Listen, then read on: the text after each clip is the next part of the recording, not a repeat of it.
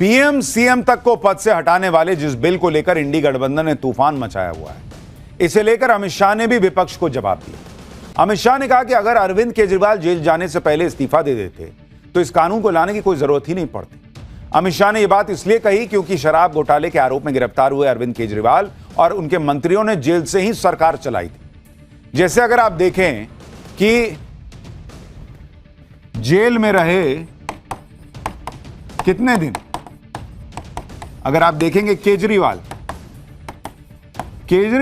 5 महीने जेल में रहे, 5 महीने, लेकिन इस्तीफा नहीं दिया। नो, कोई इस्तीफा नहीं दिया। 5 महीने सवाल उठने लगा था कि दिल्ली में सरकार कैसे चलेगी, काम कैसे होगा, एलजी अपने हाथ में चीजें लेंगे, ये वो 10 चीजें हुई, लेकिन केजरीवाल ने इस्तीफा नहीं से नहीं दिया, जेल के बाहर आके इस्तीफा दिया। अल्टीमेटली कुर्सी चली गई, पब्लिक ने छीन ली। इसके अलावा देखिए आप सत्येंद्र जैन, जो अरविंद केजरीवाल कैबिनेट में मिनिस्टर थे सरकार में दिल्ली में, वो 9 महीने जेल में रहे, 9 महीने। उसके बाद जाके इस्तीफा दिया, उसके बाद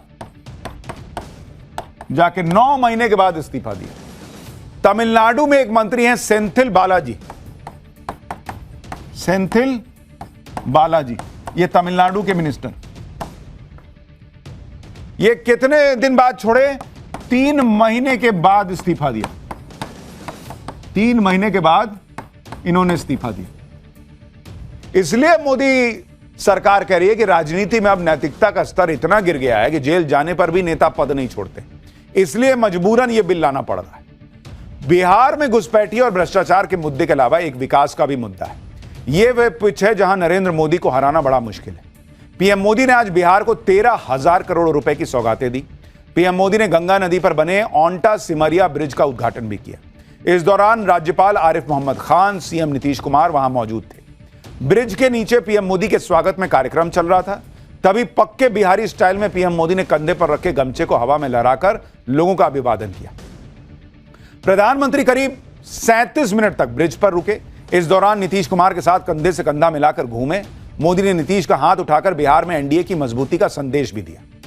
पटना के मोकामा से बेगूसराय को जोड़ने वाला ओंटा सिमरिया 6 लेन केबल ब्रिज है, जिसका शिलान्यास भी पीएम मोदी ने ही किया था।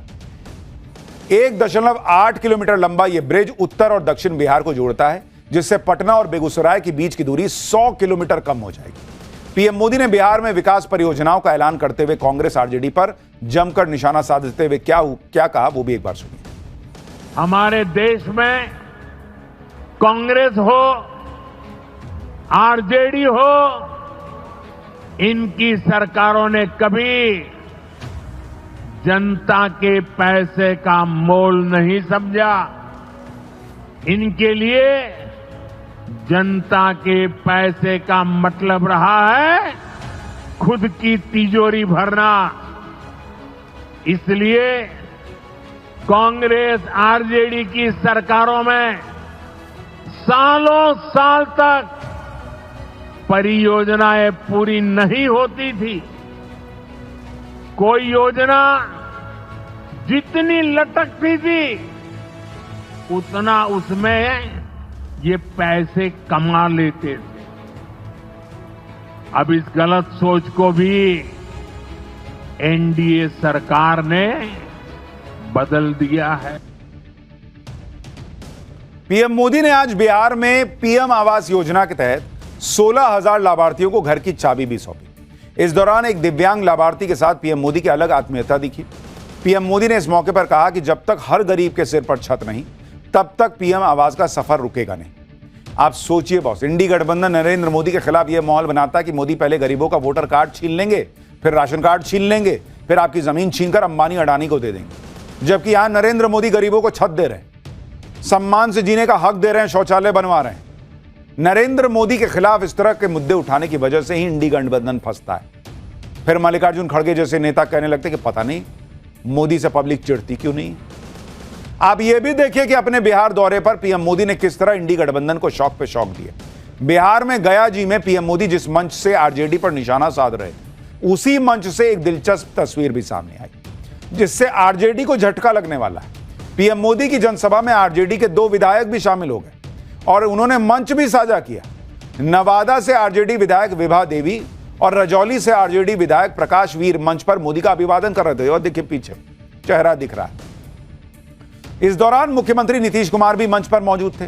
तस्वीरें सामने आने के बाद से ही आरजेडी खेमे में हड़कंप मचा हुआ है। कहा जा रहा है कि आरजेडी के ये दोनों विधायक जल्दी ही एनडीए में शामिल हो जाएंगे। बिहार में इंडी गठबंधन को झटका देने के बाद पीएम मोदी बंगाल के दौरे पर गए। पीएम मोदी ने कोलकाता में मेट्रो रेल प्रोजेक्ट का उद्घाटन किया। 3 नए रूट पर मेट्रो ट्रेन चलेगी। नरेंद्र मोदी के कार्यक्रम में सीएम ममता बनर्जी शामिल नहीं हुई। टीएमसी नेताओं ने कहा कि बीजेपी शासित राज्यों में बंगाल के लोगों के कथित उत्पीड़न के मुद्दे पर विरोध जताने के लिए सीएम ममता शामिल नहीं। बीजेपी शासित राज्यों में घुसपैठियों के बाहर करने का अभियान चल रहा है। ममता बनर्जी का आरोप है कि इसकी आड़ में बीजेपी अपने शासित राज्यों में बसे बंगाल के लोगों को टारगेट कर रही है। हालांकि आज पीएम मोदी ने बंगाल की धरती से घुसपैठियों का मुद्दा उठाकर ममता बनर्जी को करारा जवाब दिया। पीएम मोदी ने कहा कि बंगाल को घुसपैठियों से मुक्त करना ही होगा। इस बार लाल किले से मैंने देश की एक बहुत बड़ी चिंता की चर्चा की है। ये चिंता घुसपैठ के बढ़ते खतरे की है। कोलकाता के पश्चिम बंगाल के लोग समय से आगे की सोचते हैं। इसलिए आपके बीच मैं लगातार इस बहुत बड़ी राष्ट्रीय चुनौती की चर्चा करता रहा। ये देश अब घुसपैठियों को ज्यादा नहीं सह सकता। घुसपैठियों को निकालना चाहिए कि नहीं निकालना चाहिए? घुसपैठिए जाने चाहिए कि नहीं जाने चाहिए? उनको भगाना होगा कि नहीं भगाना होगा? कौन भगा सकता है? कौन भगा सकता है? घुसपैठियों से बंगाल को कौन मुक्त करा सकता है? यानी नरेंद्र मोदी ने ताल ठोक कर कह दिया कि बंगाल में भी जो बांग्लादेशी रोहिंग्या घुसकर बैठे हैं उनको भी निकाला जाएगा, जिसको जितना जो कहना है कह ले। पीएम मोदी ने राहुल गांधी के वोट चोरी वाले मुद्दे को घुसपैठियों की तरफ मोड़ दिया है। कांग्रेस और आरजेडी पर नए आरोप लगाकर इंडी गठबंधन को फंसा दिया। उधर बिहार में यात्रा निकाल रहे राहुल गांधी खुद अपना ही नुकसान करने में लगे हुए हैं। राहुल गांधी अब अपनी यात्रा में नरेंद्र मोदी चोर हैं जैसे नारे लगवा रहे हैं। वोट चोर गद्दी छोड़ बुलवा रहे हैं। यह नरेंद्र मोदी पर पर्सनल हमला है।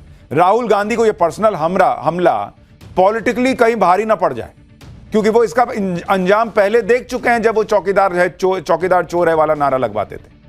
साल 2014 के कांग्रेस नेता मणिशंकर अय्यर ने नरेंद्र मोदी के खिलाफ पर्सनल अटैक किया था, जो चुनाव में कांग्रेस को बहुत भारी पड़ गया था। साल 2019 के लोकसभा चुनाव में राहुल गांधी ने चौकीदार चोर है के नारे लगवाए थे, वो दाव उल्टा पड़ गया था और नरेंद्र मोदी की सीटें और बढ़ गई थी। लेकिन ऐसा लग रहा है कि राहुल गांधी ने पुरानी गलतियों से कोई सबक नहीं सीखा। वो फिर से नरेंद्र मोदी को चोर चोर कहकर पर्सनल अटैक कर रहे हैं। प्रधानमंत्री के लिए चोर जैसे शब्द बिहार की जनता को पसंद आएंगे क्या? सुनिए राहुल गांधी की यात्रा में कैसे कैसे नारे लग रहे हैं। जरा मोदी जी को बताइए, वोट चोर, वोट चोर, वोट चोर। ये जो आवाज है सुनामी जैसे बिहार से निकल आएगी और हर प्रदेश में ये फैलेगी और अंत में पूरे देश को पता लग जाएगा कि नरेंद्र मोदी